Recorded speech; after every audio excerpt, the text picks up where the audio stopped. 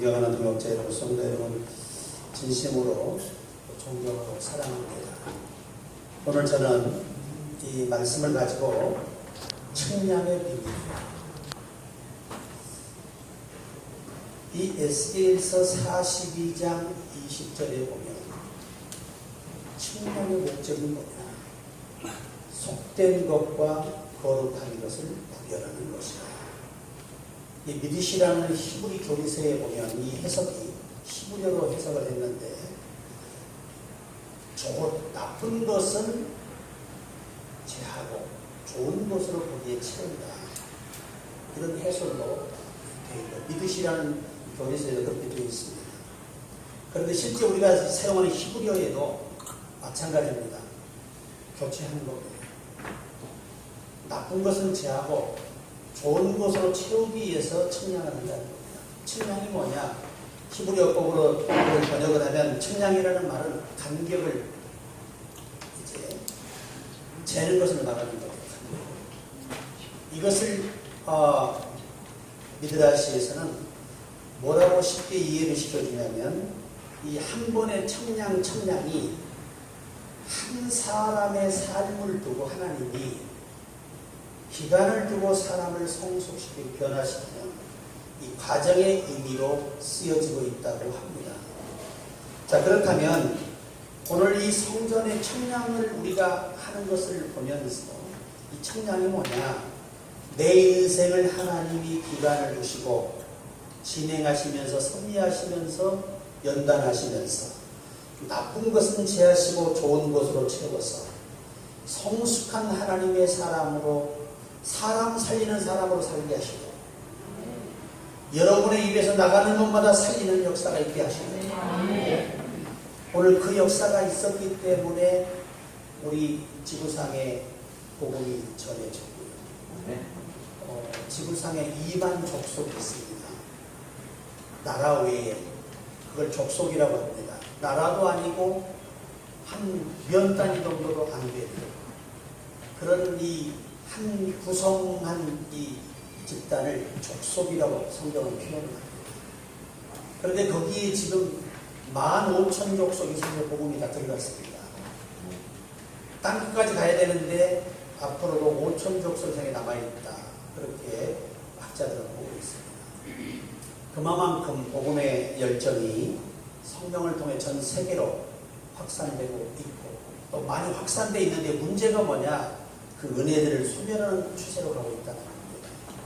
믿음도 소멸하고, 은혜도 소멸하고, 인격도 다 소멸하고, 좋은 것은 다 잃어버리고 나쁜 것만 내 몸에, 내 영혼에 채워놓는 사람들이 더 많아지고 있다는 것입니다. 이런 때에 이 말씀은 정말 우리에게 너무나 중요하다. 우리가 물이 발목에만 차도 그냥 걷는 거와 불편함을 느낍니다. 물의 힘을 느끼는 거죠. 무릎에 차면 더 물의 힘을 느끼고, 허리에 차면 물살에 자칫 잘못하면 넘어질 수 있고 휩싸일 수 있습니다. 그러나 아예 사람이 걷는 것을 가게 되면 할 수가 없어요. 그때는 아예 물살에 의해서 그냥 사람이 떠내려가는 거죠. 자, 하나님의 사람이 계속해서 하나님으로부터 측량을 받는 기간을 통해서 우리가 훈련받다 보면 우리가 하나님께 간섭받는 빈도가 높아진다는 겁니다. 그리고 나중에는 그분의 뜻에 복종할 수밖에 없는 사람으로 우리가 성장될 때, 비로소 우리가 나가서 외칠 때 복음을 듣는 영혼들을 주께서 그를 통해 살리신다는 겁니다. 굉장히 우리가 성숙함이 필요한 것이죠. 단체가 승승장구하게 가려면 겸손한 사람들만 모여있을 때, 수없는 단체를 이끌어보고 수없는 사역을 해오고 있습니다. 언제 어디서나 제가 안타까운 것은 항상 주인의식이 우리가 부족해서 서로가 여러 아름답지 못한 일들이 많이 나옵니다.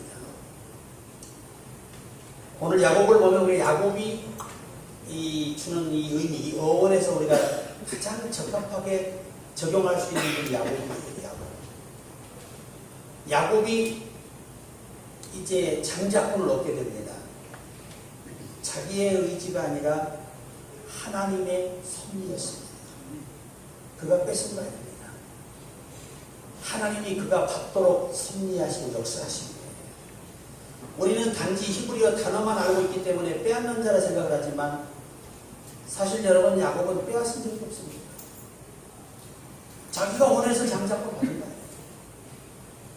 하나님이 그 어머니에게 명령하셔서 그 어머니의 강권에 못 이겨서 순종한 것뿐이에요.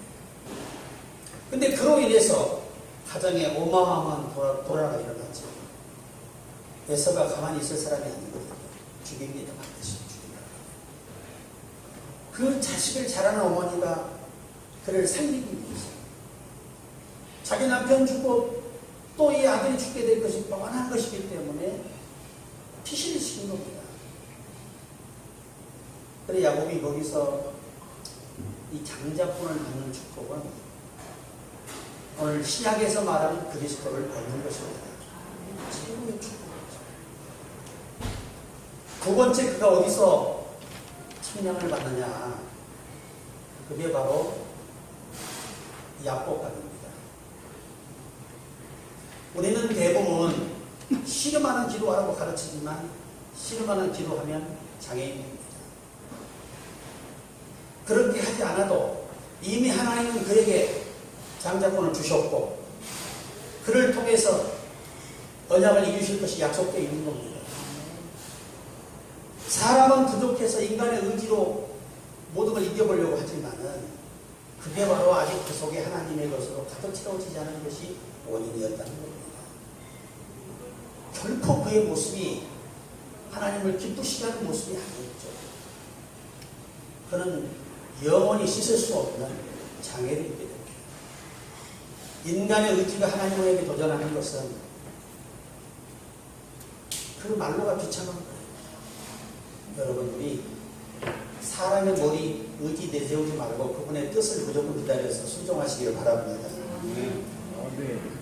거기서 야곱강에서 야곱이가 많이 성장됨을 볼 수 있습니다. 그런데 아직까지도 야곱이 성숙하지 못해요. 거기서 바로 약속의 땅으로 갔어야 되는데 그렇지 않고 세겜으로 갑니다. 왜? 형을 의식하는 거죠. 형의 이 성품이 보통이 아닌 거라고 하잖아요. 그러면 우리가 인간의 의지가 불순종해서 가더라도 하나님이 가만두시느냐? 그렇지 않습니다. 택자이기 때문에 섭리하시고 징계하시고 이끄시는 겁니다. 그 딸이 상처를 받게 되고 그 아들들이 살인을 버리는 거예요. 살인 거예요. 그 아버지가 가만히 있겠습니까? 복수해야지. 당시에 세겜의 이 족장 이 사람이 돈이 천문학적인 돈을 가지고 있었다고 합니다. 국가의 병력들을 사가지고 오는 거예요. 원수를 죽이기 위해서. 거기서 야곱이가 많이 성장됐음을 보는 것이 뭐냐면 움직이지 않아요. 예전 같으면 벌써 자기들이 잡히면 어떻게 된다 알기 때문에 목숨 걸고 도망가겠죠. 그런데 희한하게도 그 위급한 상황에서 적은 쫓아오고 다가오고 있는데 버티고 있는 겁니다. 자, 사람이 버티니까 하나님이 급해지십니다. 그래서 야곱을 일깨워서 빨리 베델로 가라고 명령하십니다. 그제서야 움직입니다. 이 신앙이 영적으로 깊어지고 그분과 가까워져 있다는 것은 아무리 급박한 상황에서 내가 내 경험과 내 모든 것들로 결정하지 않고 그분의 임재와 뜻을 기다리며 움직이는 것이 성숙하다는 것. 그게 차이죠. 우리가 여러분 요셉이가 의로운 사람이라 원문에서는 성숙한 사람이라는 말이에요. 미드라시의 번역에 가면 그는 하나님의 뜻을 거절할 수 없는 상태에 놓인 사람이라고 얘기하고 있습니다. 아브라함 역시 경외하는 사람입니다. 영어로 in holy fear. 내 안에 거룩한 부담감이 있는데 이것을 히브리어로 번역하면 거절할 수 없는 믿음입니다. 이미 아브라함은 하나님이 명령하면 거절할 수 없는 상황에 그가 처한 믿음을 소유하고 있었어요. 우리도 그렇게 되기를 저는 바랍니다. 그래서 거기서 가라고 할 때 하나님이 시키지도 않은 세 가지를 그가 처리합니다. 첫째가 뭐냐? 의복을 가했습니다. 어느 민족이나 당시에 이 하란은 하란에 입성을 하면 하란에서 족장이 제시하는 곳이 있어요. 그 의복을 입어야 그 신이 되는 거예요. 안 입고는 안 됩니다. 안 입으면 누구에게 어떤 일이 겪을 줄 모릅니다. 그런데 그가 그 옷을 벗어버리고 갈아입는다는 것은 다시 하나님의 절대적 보호심과 가리심과 입히심과 보호를 믿는 믿음의 결정이었습니다. 그리고 기본을 뺐다는 히브리어는 요게 이제 우리가 여러분 이스라엘 공부해 보신 분은 알겠지만 이게 여러 가지 이 도리의 해석이 있습니다. 성경 위에도 이 귀고리는 당시에 사치를 대시하는 거예요. 사치. 그러니까 예수 믿는 사람은 절대 사치하면 안 된다. 건면하고 성실하게 살라는 얘기입니다. 아멘 안 하시고 보니까 좀 더 비싼 거 받아야 된다는 생각이 드는데 아주 치명적이에요. 예수 믿는 사람은 너무 지나치게 빚을 내서 집을 사가지고 그 빚 갚다가 시간 다 뺏기고 마음 뺏기고 스트레스 받고 그 돈 갚아야 되니까 돈 번다고 주일도 제대로 안 지키고 기도 생활도 안 하고 이런 것들을 방지하기 위한 어원이에요. 그러니까 내가 믿음을 유지하는 데 필요한 정도만 소유하라는 얘기입니다. 아멘. 이것을 야곱이가 깊이 인식했다는 것입니다. 마지막 세 번째는 이제 이 드라빔. 이 드라빔은 우리나라는 예전에 구렁이 있잖아요. 집 지키는 구렁이. 요게 하나님 사람들은 드라빔이 집 지키는 신이에요. 요 신을 모셔야 그 집을 지켜준다는 거예요. 모든 악기로부터 재앙으로부터 맞추려고 합니다. 청량을 우리가 지금 받고 있으면 감사하시기 바랍니다. 어느 기간 강력을 정하시고 우리를 훈련하시고 연단하세요. 징계라는 말은 심판이 아닙니다. 매를 때린다는 의미가 아니에요. 징계라는 원어는. 따라해보세요. 적응력을 키우다. 이게 회개할 때 우리가 지금 회개하는 용서밖에 하는 거 아니에요. 이미 용서해 놓으셨어요. 그럼에도 불구하고 예수님도 죄를 집니다. 이 죄를 지을 때 우리가 신학적인 용어로 이것을 성화라고 합니다. 점진적인 성화.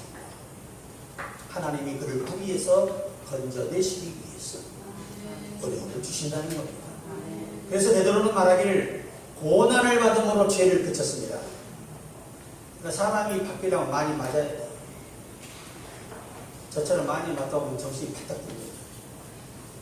맞다 보면 지쳐서 더 맞기가 싫어서 죄를 짓는 걸 두려워하게 됐어요. 그래서 야곱이가 그때부터 그 얼마나 40년 이후로 성숙한 사람인가를 볼 수 있습니다. 자기 아들이 살아있다는 사실을 들었어요. 그것들로 최종적으로 계시하는 거예요. 완전히 바뀌어서 하나님의 것으로 채워져야 됩니다. 사랑도 하나님의 것으로 가득 채워져야 원수 사랑할 수 있는 거예요. 여러분 한번 미운 놈은 때려 죽여도 용서가 안 되죠? 꼴도 보기 싫죠? 전화번호가 지워버리지 핸드폰에서. 내 눈에 흙이 들어 척보는 안 본다 그러죠? 아직 예수 제대로 모르는 사람이죠. 근데 설교는 나는 좀 완벽한가 그렇지 않아요. 나도 가 때려 죽여버리고 싶어. 그런데 예수 때문에 참는 거예요. 힘이 없어. 힘이 없어. 싸움을 못하겠어. 예수 때문에 참는 거예요. 참다 보면 어느새 자연스럽게 참아줍니다. 여러분 그 경지에 가시기를 바랍니다. 오늘 말씀 생각하시면서 우리 한 1분만 기도합시다. 하나님, 나도 당신의 거룩한 성품에 참여하기를 원합니다. 성숙한 하나님의 사람이 되기를 원합니다. 남을 죽이고 해치는 사람이 아니라 살리는 사람이 되기를 원합니다. 동서로 기도합니다. 주여! 거룩하신 아버지 하나님 감사와 찬양을 드립니다. 오늘 우리는 말씀을 통해서 왜 우리에게 청량하시는가, 우리 인생을 왜 청량하신가를 다시 한번 아버지 하나님의 말씀으로 비춰보아 아버지여 내 속에 그리스도의 분량으로 그리스도의 것대로 가득 채워주시고 아버지 하나님 어디가 나서 담에 묻히되며 돋기되며 유익한 자가 되기를 원하며 예수님의 마음을 닮은 자가 되기를 원하며 하나님의 성령에 가득히 채워져서 성령에 이끌리는 사람 아버지 물결에 휩싸여 쓸려가는 사람처럼 성령님의 물결에 휩쓸려 이끌림을 받는 우리가 되기를 원합니다. 아버지 남은 삶은 이제 예수의 살림을 여기 왔으므로 남을 아버지 비방하고 정죄하고 죽이려 하지 않게 하시고 내가 가지고 내가 사는 역사 회복하는 역사 회개하는 역사 구원의 역사가 있게 하여 주시옵소서.